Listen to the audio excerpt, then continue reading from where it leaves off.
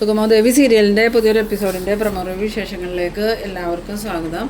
അങ്ങനെ തെരഞ്ഞെടുപ്പെല്ലാം കഴിഞ്ഞു. എല്ലാവരും വോട്ട് ചെയ്ത് കഴിഞ്ഞതിന് ശേഷം ഇനിയിപ്പോൾ ആര് ജയിക്കും തോക്കും എന്നുള്ള ആ ഒരു റിസൾട്ട് അറിയാൻ വേണ്ടിയിട്ട് കാത്തിരിക്കുകയാണ്.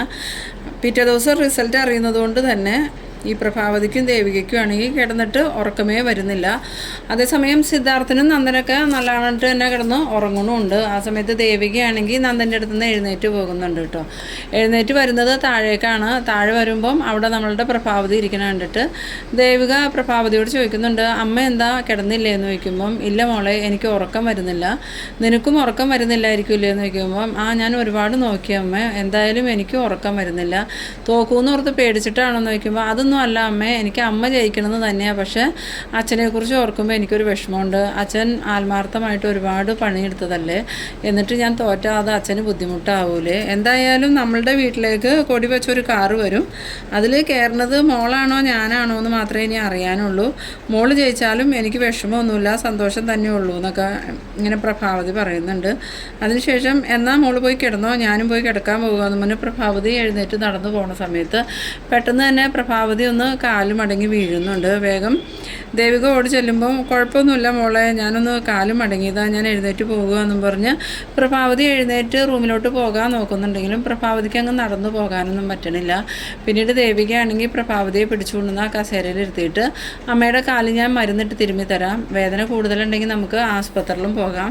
ആ സമയം പ്രഭാവതി പറയുന്നുണ്ട്, വേണ്ട മോളെ, അങ്ങനെ കുഴപ്പമൊന്നുമില്ല, എന്നാൽ അമ്മ വാ, അമ്മ വന്നിവിടെ ഇരിക്കുക, ഞാൻ കാല് കുഴമ്പിട്ട് തിരുമ്മി തരാമെന്ന് പറഞ്ഞ് അങ്ങനെ ദേവിക പ്രഭാവതിയുടെ കാലിൽ കുഴമ്പിട്ട് തിരുമ്മി കൊടുക്കുന്നുണ്ട്. ആ സമയത്ത് പ്രഭാവതിക്ക് ദേവികയുടെ ആ ഒരു പ്രവൃത്തിയൊക്കെ കണ്ട് ഭയങ്കര സന്തോഷവും അതുപോലെ ദേവികയോട് ഭയങ്കര ഇഷ്ടമൊക്കെ തോന്നുന്നുണ്ട് കേട്ടോ. ഇതേ സമയം നമ്മളുടെ സിദ്ധാർത്ഥനാണെങ്കിൽ ഉറക്കം തെളിഞ്ഞ് നോക്കുന്ന സമയത്ത് ബെഡിൽ പ്രഭാവതി ഇല്ലയെന്ന് മനസ്സിലാവുന്നുണ്ട്. സിദ്ധാർത്ഥനാണെങ്കിൽ പെട്ടെന്ന് തന്നെ ഭയന്ന് പോകുന്നുണ്ട്. കാരണം നാളെയാണ് ഇതിൻ്റെ റിസൾട്ട് വരുന്നത്. അതിനു മുമ്പ് പ്രഭാവതിയെ കാണുന്നില്ല. ഇനി പ്രഭയ്ക്ക് എന്തെങ്കിലും സംഭവിച്ചോ എന്നൊക്കെ ഓർത്ത് പേടിച്ച് സിദ്ധാർത്ഥനെ എഴുന്നേറ്റ് വന്ന് നോക്കണ സമയത്ത് നമ്മളുടെ പ്രഭാവതിയാണെങ്കിൽ അവിടെ കസേരയിൽ ഇരിക്കുന്നുണ്ട്. പ്രഭാവതിയുടെ കാലും അടിയിൽ വെച്ച് ദേവിക ഇങ്ങനെ തലോടി കൊടുത്തോണ്ടിരിക്കണയാണ് സിദ്ധാർത്ഥൻ കാണുന്നത്. ഇതേ സമയത്ത് തന്നെ നമ്മളുടെ നന്ദനും ബെഡിൽ ദേവിക ഇല്ലയെന്ന് മനസ്സിലായിട്ട് ഇതെവിടെ പോയിരിക്കും എന്നൊക്കെ ഓർത്ത് പേടിച്ചുകൊണ്ട് തന്നെ താഴേക്ക് ഇറങ്ങി വരുമ്പം നന്ദനും ഈ ഒരു കാഴ്ച തന്നെയാണ് കാണുന്നത്. അങ്ങനെ നന്ദനും സിദ്ധാർത്ഥനും പരസ്പരം നോക്കി ചിരിക്കുന്നുണ്ട് കേട്ടോ. എന്തായാലും സിദ്ധാർത്ഥൻ എന്നിട്ട് പ്രഭാവതിയുടെയും ദേവികയുടെ അടുത്തേക്ക് വന്നിട്ട് ചോദിക്കുന്നുണ്ട്, എന്താണ് സ്ഥാനാർത്ഥികൾക്ക് രണ്ടുപേർക്കും ഉറക്കമില്ലേ എന്ന് ചോദിക്കുമ്പം ദേവിക പറയുന്നുണ്ട്, എന്താണെന്നറിയില്ല അച്ഛാ, കിടന്നിട്ടാണെങ്കിൽ ഒട്ടും ഉറക്കം വരുന്നില്ല എന്ന്. അപ്പോൾ പ്രഭയ്ക്കോ എന്ന് ചോദിക്കുമ്പം, എനിക്കും അതെ, കിടന്നിട്ട് ഉറക്കം വരുന്നില്ല. എന്തായാലും ഞങ്ങൾ കുറച്ച് നേരം സംസാരിച്ച് കഴിഞ്ഞപ്പം ഞങ്ങളുടെ മനസ്സ് ശാന്തമായി. ഇതുവരെയും വല്ലാത്തൊരു ടെൻഷനും പ്രയാസമായിരുന്നു. ഇനിയിപ്പോൾ നാളെ നേരം വെളുത്തു കഴിഞ്ഞാൽ എല്ലാ ടെൻഷനും തീരുമല്ലോ. ഏതെങ്കിലും ഒരാൾ ജയിക്കും, ഒരാൾ MLA ആവുകയും ചെയ്യും. അതിപ്പോൾ ഞാനാണോ മോളാണോ എന്നേ അറിയേണ്ടതുള്ളൂ എന്ന്. ആ സമയത്ത് നന്ദൻ പ്രഭാവതിയോട് ചോദിക്കുന്നുണ്ട്, ദേവിക എങ്ങാനും ജയിച്ചാൽ അമ്മയ്ക്ക് ദേവികയോട് ദേഷ്യമാവുമെന്ന് വയ്ക്കുമ്പം പ്രഭാവതി പറയുന്നുണ്ട്, ഞാൻ എന്തിനാ ദേവിയോട് ദേഷ്യം കാണിക്കണത്, അത് മോൾക്ക് അർഹതപ്പെട്ട വിജയമാണെന്നേ ഞാൻ വിചാരിക്കുള്ളൂ. നേരായ രീതിയിലാണ് മത്സരം നടന്നിരിക്കുന്നത്. അതുകൊണ്ട് തന്നെ മോളോട് ഇഷ്ടമുള്ള ആളുകൾ മോളെ വോട്ട് ചെയ്ത് വിജയിപ്പിക്കണേന് ഞാൻ എന്തിനാ ദേഷ്യം കാണിക്കണേന്ന്. ആ സമയത്ത് സിദ്ധാർത്ഥൻ ദേവികയോട് ചോദിക്കുന്നുണ്ട്, ഇനിയിപ്പോൾ എങ്ങാനും പ്രഭാവതി ജയിച്ചിട്ടുണ്ടെങ്കിൽ മോൾക്കത് വിഷമമാവുമെന്ന് ചോദിക്കുമ്പോൾ, ഞാൻ എന്തിനാ അച്ഛാ വിഷമിക്കണം, അല്ലെങ്കിലും എനിക്ക് അമ്മ ജയിക്കണമെന്ന് തന്നെ ആഗ്രഹം. പക്ഷേ അച്ഛനെ ഓർത്തിട്ടാണ് എനിക്ക് ജയിക്കണമെന്ന് ഞാൻ ചിന്തിക്കുന്നത് തന്നെ. അച്ഛനെയും പാർട്ടിക്കാരെയും എനിക്ക് വേണ്ടി രാവും പകലും ഇല്ലാതെ പ്രവർത്തിച്ച പ്രവർത്തകരെയും ഓർത്തിട്ട് മാത്രമേ എനിക്ക് ജയിക്കണം എന്നുള്ളൊരാഗ്രഹമുള്ളൂ. അല്ലെങ്കിൽ ഞാൻ എപ്പോഴും അമ്മ ജയിക്കണമെന്ന് തന്നെ ആഗ്രഹിച്ചുകൊണ്ടിരുന്നത്. ആ സമയത്ത് നന്ദൻ പറയുന്നുണ്ട്, എന്തായാലും നിങ്ങളുടെ രണ്ടുപേരുടെ അഭിപ്രായം കേട്ടതോടുകൂടി എനിക്ക് സമാധാനമായി. ഇതുവരെ ഞാൻ ഭയങ്കര ടെൻഷനിലായിരുന്നു. ഇനി ദേവിക എങ്ങാനും ജയിച്ചിട്ടുണ്ടെങ്കിൽ അമ്മ എങ്ങനെ പ്രതികരിക്കുമെന്ന് ഓർത്ത് പേടിച്ച് നിൽക്കാമായിരുന്നു. ഇന്ന് ഞാൻ ഭാർഗവ ആൻറ്റിയുടെ അടുത്ത് ചെന്ന് അത് പറയുകയും ചെയ്തു. ആ സമയത്ത് പ്രഭാവതി പറയുന്നുണ്ട്, നിങ്ങൾക്ക് ആർക്കും അങ്ങനെ ഒരു പേടിയൊന്നും വേണ്ട. ഇനിയിപ്പോൾ ദേവിക ജയിച്ചാലും ഞാൻ ജയിച്ചാലും ഈ കുടുംബത്തുനിന്നൊരു MLA ഉണ്ടാവും, അല്ലാതെ വേറെ പ്രത്യേകിച്ച് കുടുംബ പ്രശ്നങ്ങളൊന്നും ഉണ്ടാകാൻ പോകുന്നില്ല. പിന്നെ ഞാൻ ജയിക്കണമെന്ന് ആഗ്രഹിച്ചത് ആ അരുന്ധതിയുടെ മുന്നിൽ എനിക്ക് തോക്കാൻ പറ്റില്ലാത്തത് കൊണ്ടാണ്. ശരിക്കും അരുന്ധതിയാണ് ദേവികയെ നിർത്താൻ കാരണക്കാരി, അതും എന്നെ തോൽപ്പിക്കാൻ വേണ്ടി. അതറിഞ്ഞതുകൊണ്ടാണ് ഞാൻ ദേവികയെ പിന്മാറാൻ പറഞ്ഞത്. അപ്പോൾ ദേവിക അത് കേട്ടില്ല, സിദ്ധു ആണെങ്കിൽ സമ്മതിച്ചില്ല. അതുകൊണ്ടാണ് ഞാൻ രണ്ടും കൽപ്പിച്ച് KDFൻ്റെ സ്ഥാനാർത്ഥിയായി നിന്നത്. അല്ലാതെ സിദ്ധുവിനോടോ ദേവികയോടോ എനിക്ക് യാതൊരുവിധ എതിർപ്പുമില്ല.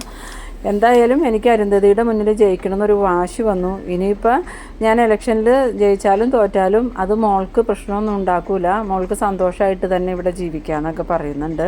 അത് കേട്ടതും സിദ്ധാർത്ഥനും അതുപോലെ നന്ദനൊക്കെ ഭയങ്കര ആശ്വാസമാവുന്നുണ്ട്. ഇവർക്ക് രണ്ടുപേർക്കും ചെറിയൊരു പേടി ഉണ്ടായിരുന്നു. ഇനിയിപ്പോൾ എന്തെങ്കിലും കാരണവശാൽ പ്രഭാവതി തോറ്റു പോയിട്ടുണ്ടെങ്കിൽ പ്രഭാവതി എങ്ങനെ പ്രതികരിക്കും എന്നുള്ളൊരു പേടിയിലാണ് സിദ്ധാർത്ഥനും നന്ദനൊക്കെ നിന്നത്. പ്രഭാവതിയുടെ സംസാരം കേട്ടതും അവർക്കെല്ലാവർക്കും ഭയങ്കര സമാധാനമാവുന്നുണ്ട് കേട്ടോ. എന്നാൽ നമുക്ക് കിടക്കാമെന്നും പറഞ്ഞ് എല്ലാവരും കിടക്കാനായിട്ട് പോകുന്നുണ്ട്. പിറ്റേ ദിവസം രാവിലെ തന്നെ ദേവികയും പ്രഭാവതിയൊക്കെ റെഡിയായി വരുന്നുണ്ട്. എന്നിട്ടിങ്ങനെ ന്യൂസ് കേൾക്കാനിരിക്കുന്ന സമയത്ത് എല്ലാവരും ഭയങ്കര ആകാംക്ഷയോട് കൂടി തന്നെയാണ് ന്യൂസ് കേട്ടുകൊണ്ടിരിക്കുന്നത്.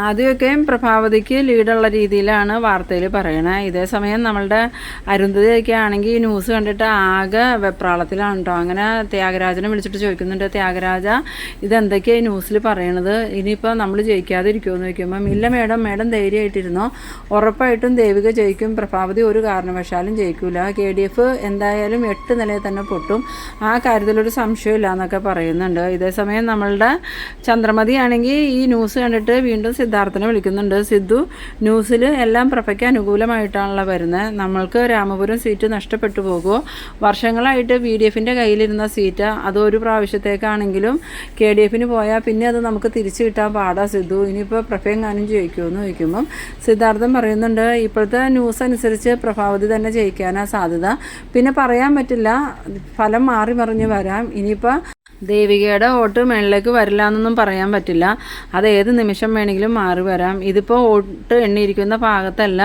VDFന് മേൽക്കൈയുള്ള സ്ഥലത്താണ് KDF ഇപ്പോൾ ഭൂരിപക്ഷം നേടിയിരിക്കുന്നത്. അതുകൊണ്ട് തന്നെ ദേവിക ജയിക്കുന്ന കാര്യത്തിൽ ചെറിയൊരു സംശയമുണ്ട് ചന്ദ്രമതിയെന്ന്. അത് കേട്ടതും ചന്ദ്രമതി പറയുന്നുണ്ട്, എന്നാലും നമ്മൾ ഇത്രയധികം പ്രവർത്തിച്ചിട്ടും കഷ്ടപ്പെട്ടിട്ടും അതിനൊരു ഫലം ഇല്ലാണ്ടായി പോകുമല്ലോ സിദ്ധു എന്ന് പറയുമ്പോൾ അതിന് കാരണക്കാരൻ ഞാൻ ത്യാഗരാജൻ ഒറ്റ ഒരുത്തൻ കാരണം ഇത്രയും പ്രശ്നങ്ങൾ ഉണ്ടായത്.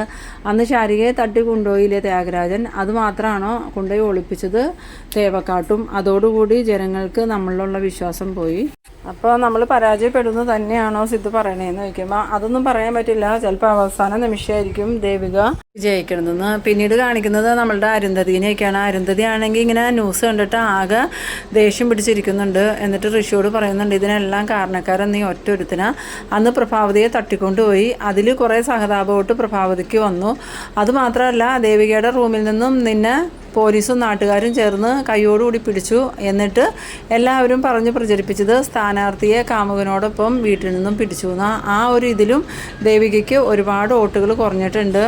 അത് ഞാൻ ദേവികയെ ജയിപ്പിക്കാൻ വേണ്ടിയിട്ടല്ലേ അമ്മ അങ്ങനെ ചെയ്തതെന്ന് ചോദിക്കുമ്പോൾ നീ ദേവികയെ ജയിപ്പിക്കാൻ വേണ്ടി ചെയ്തത് ഇപ്പോൾ ദേവികയ്ക്ക് എതിരായിട്ടാണ് വന്നേക്കണേ, എന്തായാലും അതിൻ്റെയൊക്കെ ഗുണം കിട്ടിയത് പ്രഭാവതിക്ക്, ദേവികയ്ക്ക് അതുകൊണ്ട് ദോഷം മാത്രമേ ഉണ്ടായുള്ളൂ എന്ന്.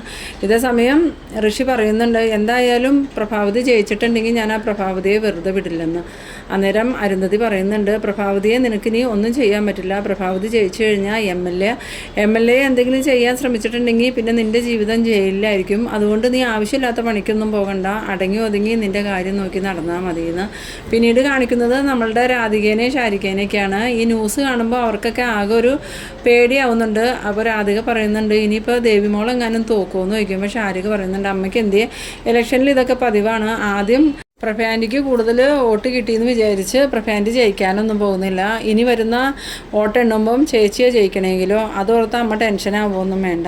ആ സമയത്ത് രാധിക പറയുന്നുണ്ട്, ഇനിയിപ്പോൾ മോള് ജയിച്ചില്ലെങ്കിലും കുഴപ്പമില്ല, അവളുടെ കുടുംബജീവിതം പ്രശ്നങ്ങളൊന്നും ഇല്ലാണ്ട് പോയാൽ മതിയായിരുന്നു, ഇനിയിപ്പോൾ പ്രഭാവതി തോറ്റു കഴിഞ്ഞാൽ മോളോട് എങ്ങനെ പെരുമാറുമെന്നൊന്നും നമുക്ക് പറയാൻ പറ്റില്ല. അന്നേരം ശാരിക പറയുന്നുണ്ട്, ഇനിയിപ്പോൾ പ്രഭയാൻ്റിക്ക് ചേച്ചി ജയിച്ചു കഴിഞ്ഞാൽ ചേച്ചിയെ ഒന്നും ചെയ്യാൻ പറ്റില്ല, ചേച്ചി ജയിച്ചു കഴിഞ്ഞാൽ പിന്നെ MLA ഉപദ്രവിക്കാനുള്ള ധൈര്യമൊന്നും പ്രഭയാൻ്റിക്ക് ഇല്ലയെന്ന്. ഇതേസമയം നമ്മളുടെ പ്രഭാവതിയും അതുപോലെ ദേവികയൊക്കെ ആകെ ഇങ്ങനെ ടെൻഷനായിട്ടിരിക്കുകയാണ്. കുറച്ച് സമയം പ്രഭാവതി വിജയിക്കുമെന്ന് ഇങ്ങനെ ന്യൂസിൽ പറഞ്ഞു കഴിഞ്ഞാൽ അടുത്ത സമയം പറയുന്നുണ്ട് ദേവിക കുറച്ച് വോട്ട് ലീഡ് ചെയ്യണമെന്ന്. അങ്ങനെ ലീഡ് അങ്ങോട്ടും ഇങ്ങോട്ടും മാറി മറിഞ്ഞ് വരുന്ന സമയത്ത് എല്ലാവരും ഭയങ്കര ടെൻഷനിലും പ്രഷറിലും തന്നെ ഇങ്ങനെ ഇരിക്കുകയാണ് കേട്ടോ. അതേസമയം സിദ്ധാർത്ഥനാണെങ്കിൽ പ്രഭാവതിയുടെ നേരെ നോക്കുമ്പം പ്രഭാവതിക്ക് തോറ്റാലും കുഴപ്പമില്ല ജയിച്ചാലും കുഴപ്പമില്ല എന്നുള്ളൊരു ഭാവമാണ് പ്രഭാവതിയുടെ മുഖത്ത്.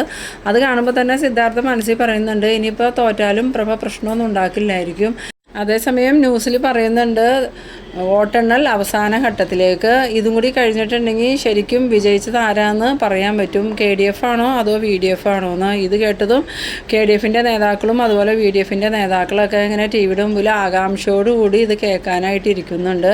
അങ്ങനെ അവസാനഘട്ട വോട്ടെണ്ണലും പൂർത്തിയായി എന്നുള്ള പ്രഖ്യാപനം വന്നതോടുകൂടി ഇനിയിപ്പം പ്രഭാവതിയാണോ ദേവികയാണോ വിജയിച്ചേക്കണേന്നുള്ള ആകാംക്ഷയോടുകൂടി എല്ലാവരും ഇങ്ങനെ ന്യൂസിലേക്ക് ശ്രദ്ധിച്ച് നിൽക്കുന്ന ആ ഒരു സീനിലാണ് എപ്പിസോഡ് അവസാനിക്കുന്നത്. അപ്പോൾ വിജയി ആരാണെന്നൊന്നും ഇന്ന് പ്രഖ്യാപിക്കുന്നില്ല. അപ്പോൾ നിങ്ങളെൻ്റെ വീഡിയോ ആദ്യമായി കാണുന്നവരാണെങ്കിൽ ചാനലൊന്ന് സബ്സ്ക്രൈബ് ചെയ്യാനും ഇഷ്ടമായാൽ ലൈക്ക് ചെയ്യാനും ഷെയർ ചെയ്യാനും മറക്കരുത്. അടുത്തൊരു എപ്പിസോഡുമായി നമുക്ക് വീണ്ടും കാണാം. അതുവരേക്കും ബൈ.